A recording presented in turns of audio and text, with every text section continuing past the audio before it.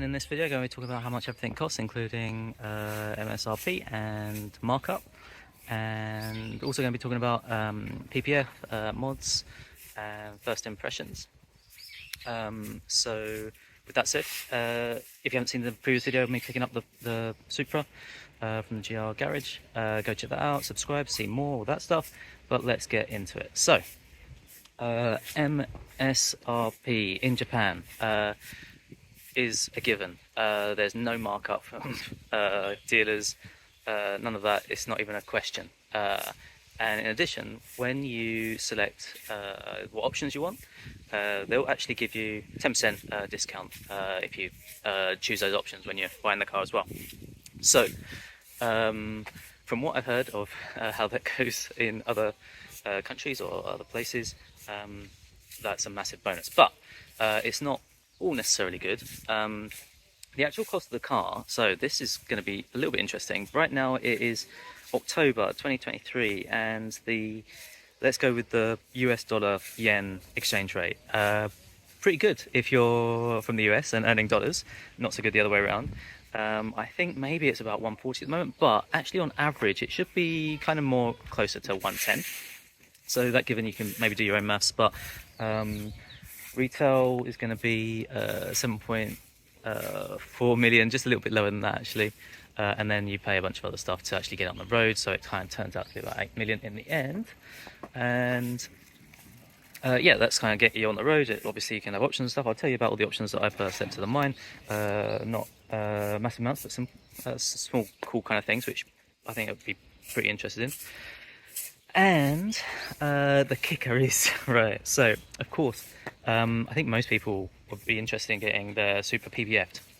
I got mine PPF'd, and I looked at a bunch of shops that could do it, and they're all pretty much a similar competitive price, and that turns out to be sort of 2 or 3 times what you'll probably see in the US. So for my PPF, I PPF, and you can see the wing, I've got that PPF as well, and also slightly paint matched, and yeah, that cost me about 1.7 million in total, I think, which, yeah, again, if you do the exchange rates, you'll work out that that is actually a lot more than you'll be paying in pretty much any other country that I've done the research on. And that's the way it is. So I mean, you're going to be paying a good price for the car, but you're going to be paying a lot more for things like PPF. It's just, you know, what it is in Japan, but even at that price, I'm so glad that I got the PPF done. Let me talk a bit more about mods very quickly. There's not a whole ton of things to talk about here, so well, I'm going to step in front of someone on a bike. So first mod, basically, yeah, the black badges from Thick Whips. They're just really nice. They're properly smartly done, and you can get those paint matched to your Supra colour, whatever Supra colour you've got. Thick Whips is another YouTube channel and does a lot really decent content, so go and check that out, and if you're interested in those badges you can also look at that. I've also got the Sabon carbon Mark IV style wing, and it is Sabon. I've heard some people call it Sabon, but no.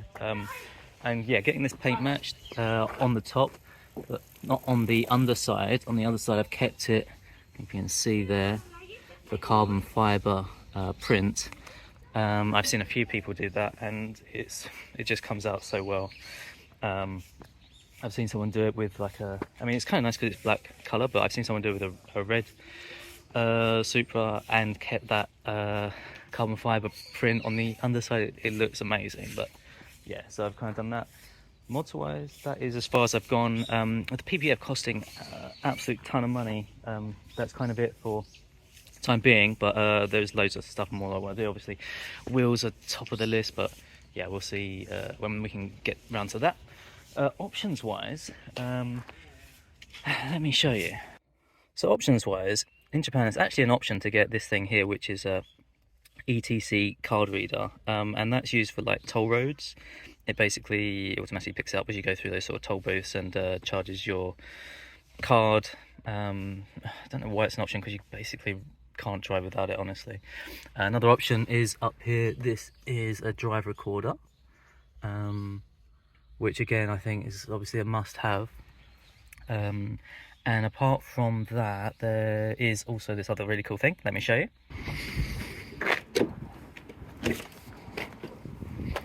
Ba-da! Lastly, and very quickly, this bit of hardware is a racing recorder. So it actually goes in underneath, next to your ETC card reader. Kind of gets in the way a little bit of that kind of space where you would usually put your mobile phone, but nevertheless, it is a cool bit of kit. So it will record on your track days your sort of track position, and also things like your speed, your acceleration, your braking and deceleration, your shifting. Also, if you have any cameras connected, it will sync up to those. And you've also got PC apps and mobile apps, which you can download your data to and play around with too. So a pretty cool bit of kit. I didn't actually go with it myself, but I thought it would be a good one to highlight. I'm not sure if this is available in other countries, but I'd be super keen to find out if anyone wants to write in the comments. And options wise, I think that's about it. So given that, jumping in first impressions. Let me show you a quick clip of my very first impression. After driving the car, like after a few minutes, it's a rubbish reaction. It's more like a reaction. Anyway, but finally, okay, just left PPF place. But yeah, it feels awesome. Still can't quite believe it, but here we are. Speechless. What to say? I'm happy, super happy. And we're back. So there's that. Then actual first impressions. So I had this for kind of about 2 months, I guess now, and it's amazing. I love it so much.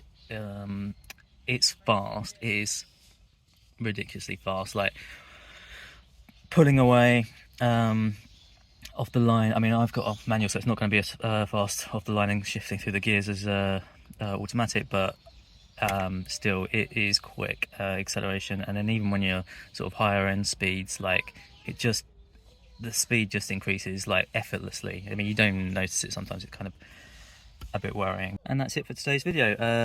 Like, comment, subscribe, all that great stuff. Got some amazing ideas and some really cool videos planned, so yeah, look forward to it.